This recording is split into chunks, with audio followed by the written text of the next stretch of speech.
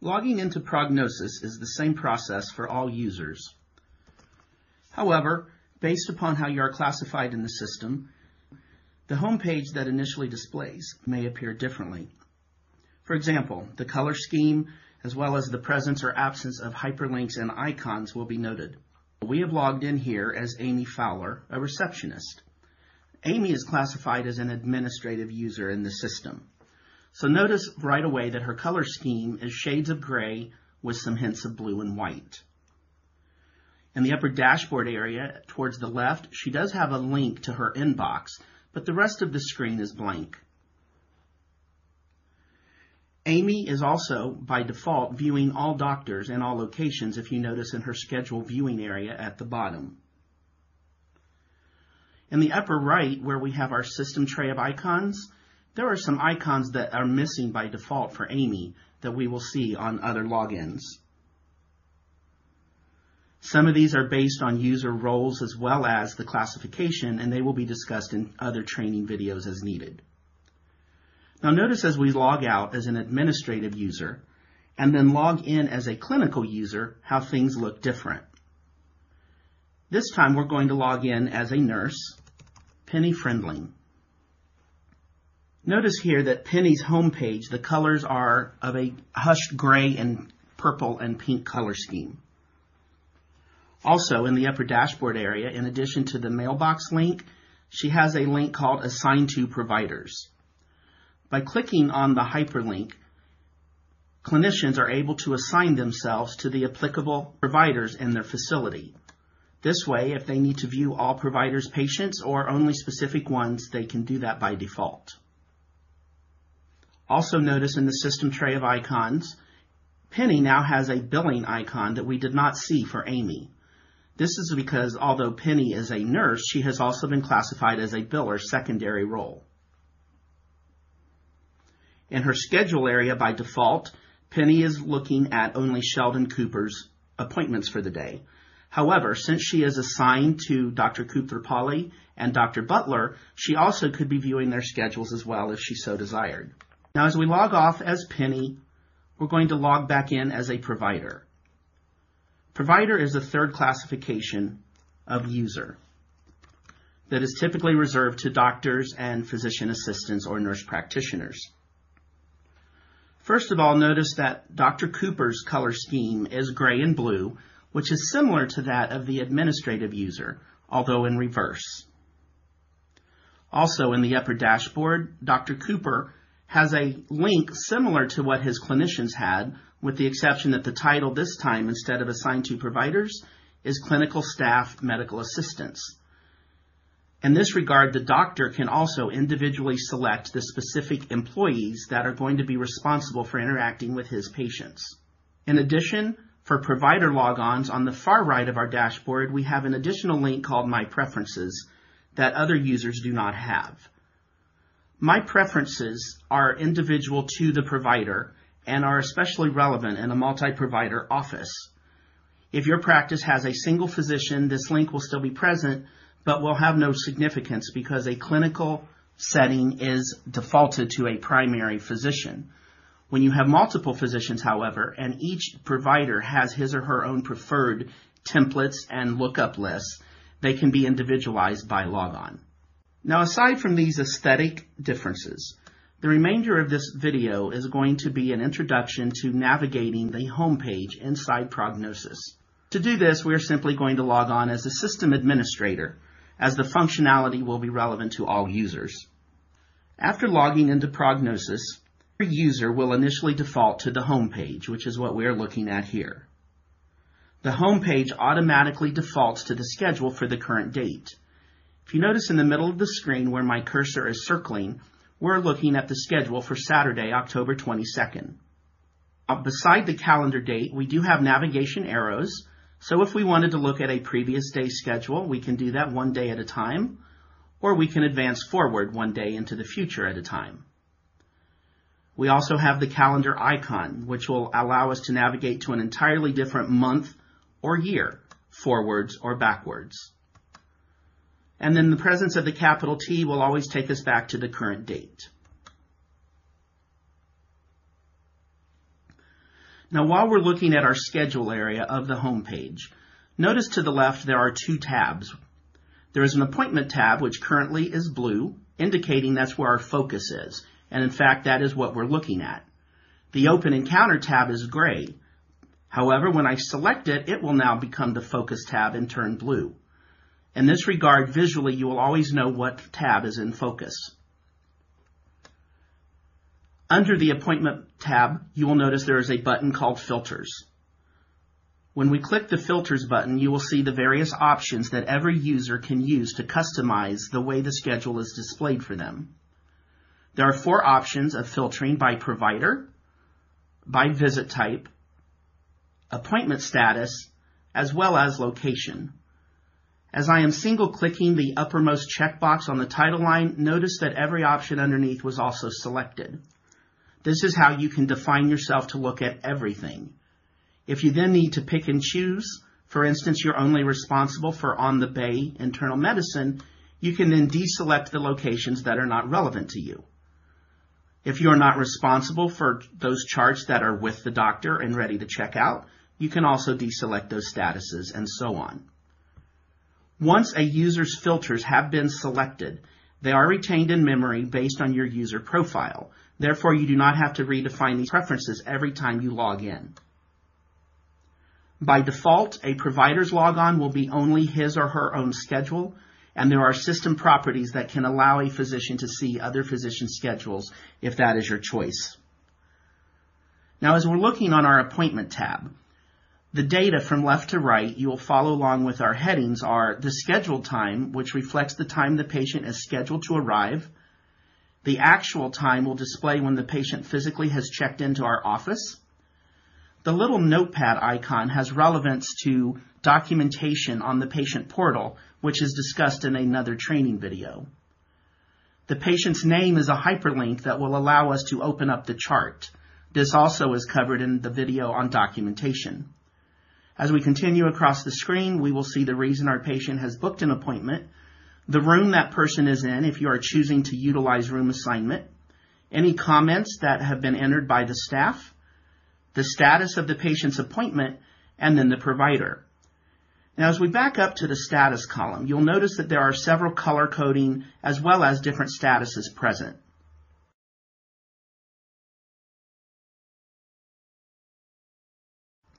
The home page is a very powerful communication piece within your practice based on this status column.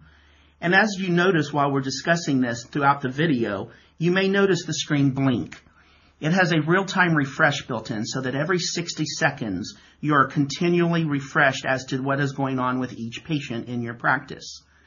Some of these statuses that you see, such as with doctor, with nurse, or checkout, are actually assigned automatically by the system based on different activity. You also can manually override the status based on what needs to be performed in the office. Again, this serves as a way of the clinical staff and the providers communicating, which is especially beneficial in a busy office where you don't always have the time to go face-to-face or pass notes to one another. Now, the Open Encounter tab is a little different. If we notice on our Open Encounter tab in our date column, all the way down from the top to the bottom, you'll see there are different dates. The current date will always be at the top, and then future dates, or previous dates. And if you notice those previous dates, there may be 1 or 2 or none at all. The Open Encounter tab serves as a physician's work list of every chart that has previously been started and not yet completed. As the physician completes a chart and signs off on it, it actually disappears from this tab. So ideally, your Open Encounter tab should only be the current and perhaps a previous day's work, unless there are a few older exceptions remaining.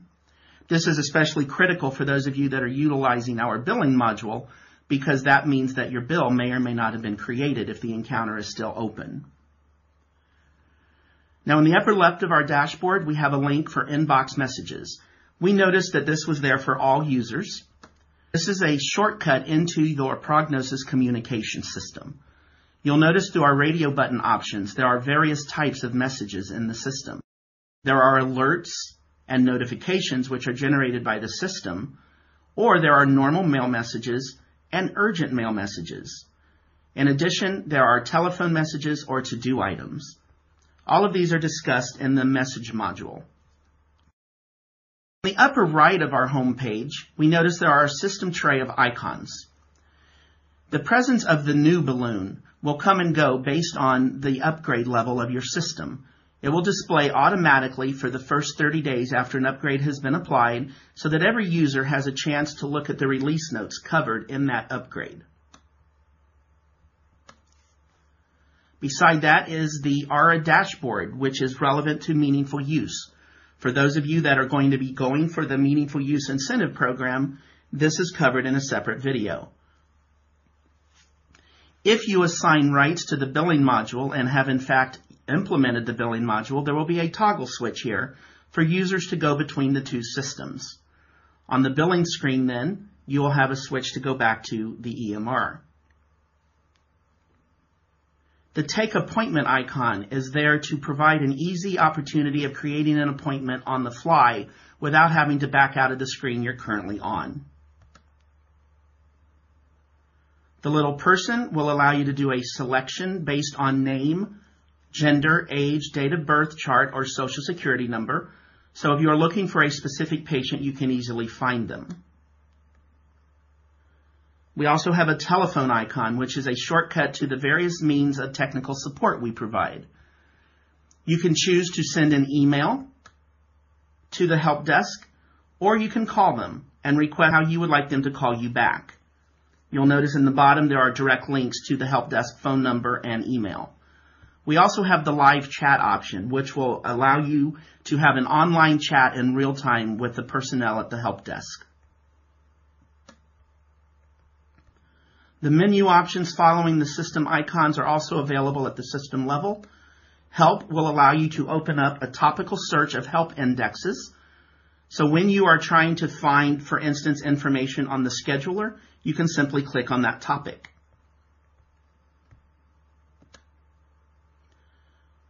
Another version of the help I'll mention incidentally here, if you notice farther down the page, there is a question mark. This is actually page specific. So instead of choosing the entire A to Z alphabetical help, you can click the question mark and notice that this is specific to the page we're on. The About version will allow you to know what version you're currently on, as well as Service Pack and what modules of the system have been loaded. Typically, users do not need to go in here unless instructed by our help desk. You also have a shortcut to lock your screen if you need to leave the desk quickly while patient information is visible, as well as an option to log out. To the upper area of these icons, you'll notice there are back arrows and forward arrows. This is because Prognosis is written as an internet-based application which stores screens in memory and allows you to toggle back and forth between them as long as your session is active. Now over to the left, you'll notice that there is a custom logo as well as your practice name, and immediately under that we have module tabs. We're currently on the Home tab, which is what we have been discussing. Therefore, that is the one that is highlighted in blue. As we go across the page, you notice as I click each one, a menu option floats in underneath in the blue line. For instance, now I am on the Appointments tab. Now I'm on the Patient tab, CPOE, and so on. This float-in menu allows you to easily be able to access various aspects of the system based on the classification. For instance, if we want to go into anything to do with our appointment module, we have an option called Schedule. This is going to actually open up the calendar for the day's schedule. Typically, this is where our front office staff does their job during the day, allowing them to book appointments, as well as check in patients, modify demographics, and collect payments. The Appointments Work Pattern option allows you to define every physician's schedule in the office. Vacations allows you to define individual providers' personal vacations and time off. You can also have physical appointment reports based on custom queries and date parameters based on your office needs. The Patient tab opens modules relevant to your patient data, such as register and responsible person. These are the demographic areas of both your patient and your guarantor. And notice you're able to do name searches. Once you've chosen your patient, you can then access the various demographic fields. All of this is covered in future training videos. The patient encounter and review allows you to do documentation as well as review patient history. Letters out and letters in are the correspondence area that works in conjunction with the faxing module of Prognosis as well as your email system. In the upper left, you'll notice that you have various agencies which you can communicate with directly through the system, such as physicians, insurance companies, and the patient himself. You can create custom templates or type letters on an ad hoc basis based on what your needs are. And in the upper right, you will notice there's a toolbar that allows you to either print, fax, email, or download for HIPAA protection. Continuing on the patient tab, you have a transcribe option. For those of you that want to use a dictation system, it can be interfaced into Prognosis, or you can use Dragon Medically Speaking to do dictation directly into the system. For pediatric offices, the growth chart feature is relevant. You can choose whichever growth chart you need, plot your vitals on there accordingly. And then finally, there are clinic forms, which are basically forms to do with a patient, but not necessarily related to your visit. You can actually associate them to an encounter, as you'll notice on the left, or they can remain completely independent, attached only to the patient and based on the insurance. This is usually used in conjunction with pre-certifications and hospital surgeries. Continuing across our module tabs, you'll notice the CPOE tab. This stands for Computerized Physician Order Entry. The menu that floats in underneath gives us access to prescriptions and refills, laboratory orders and results, as well as radiology order and results. There is a separate training video that goes into each of these modules in detail. The Messages tab. In and out are what we already saw from our homepage dashboard with regards to your internal communication. There's also an option to directly compose a message. When you're composing your message, you can address it to whomever within your office or patient, as well as identify whether it should be an urgent or a telephone message. You also have the ability here, you'll notice, of adding it to the patient's chart if you need to keep it as an audit trail. The final option under Messages is the Attach Center. When you go into Messages Attach, you will notice it defaults to your scan list. You also can choose to have faxing and any other internal office folders needed for maintaining your patient's documentation. In this regard, you have an electronic file cabinet at a patient level. There's also the Report tab. Reports are covered in a separate training video, but there are different types such as tabular, patient and encounter. Review encounter actually works for those of you who have nurse practitioners and physician assistants who need to be supervised by the licensed physician. Otherwise, this option would be grayed out. In addition to the recent EHR incentive programs, we have physician quality reporting reports, as well as audit trail and graphs for those of you who are interested in those features. And then finally, we have our Settings tab, which allows you to perform various processes on a daily basis, such as if you have interfaces with other modules and instruments in your office, and building your system files under configuration.